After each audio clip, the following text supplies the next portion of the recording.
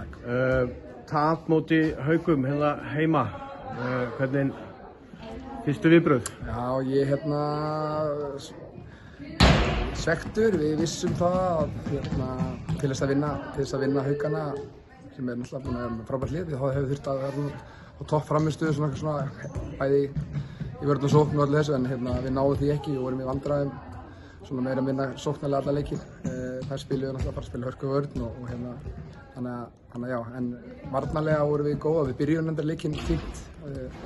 Svona mögulega kannski hefðu við átt að vera meiri forskot svona fyrstu 10-12, en bara já, ég er svona svekktur en við vorum rauninni bara ekki nú góðar til þess að eiga skilið að vinna. Mér fannst bara Haukandi betri í dag svona kannski 45 minnir fyrir þetta fyrsta kortinu, þannig að já, ég held að það sé svona kannski það sem ég tek úr því að við hefðum þurft aðeins betri frammistöðu sóknarlega til að vinna og fórum reyndar, já, sem að partur af kannski slæmi sóknarleika. Við fórum líka alltaf út með döðafærin og þegar við vorum að koma okkur inn í leikinn aftur, spilum 7-6, skiptum við í það og það svona aðeins losnaði og þá endanum kannski ekki það svona 2-3 döðafæri frá þessu, þannig að það er ekkert svartnætti, alls ekki.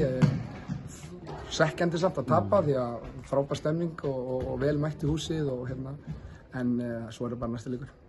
Finnst þér þá eins og þá það sem þú tekur út þessu leik er að leikur stelpnanna, finnst þér þá að heildina ekki verið eins svona heilsteyptur eins og fram að núna? Mikið að töpuðum boltan kannski fyrir hálfleik?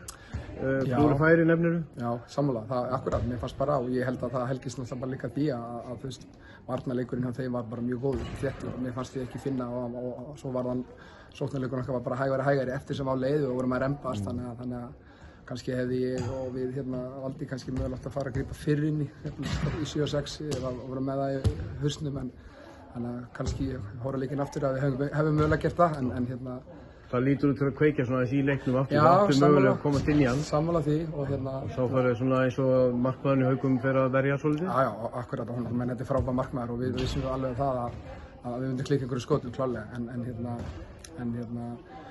já, þetta er bara að segja, við hefðum þurft betri framistöðu, en við erum svo sem bara, já, við erum bara tökum næsta leik og erum ekkert að væla, sko. Næsti leikur á miðvikudaginn, móti IR.